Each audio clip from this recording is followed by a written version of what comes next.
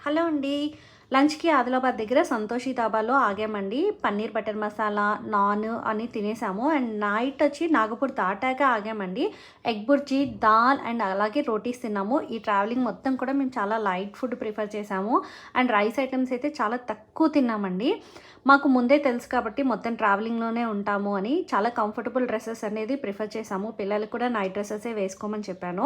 ఎందుకంటే ట్రావెలింగ్‌లో ఎంత ఫ్రీగా ఉంటే అంత హ్యాపీగా అనిపిస్తుంది.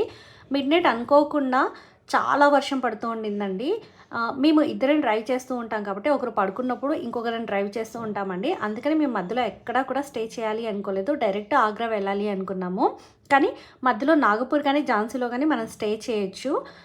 ఆ తర్వాత మధ్యలో ఒక 2 అవర్స్ రెస్ట్ తీసుకున్నాము మిడ్‌నైట్.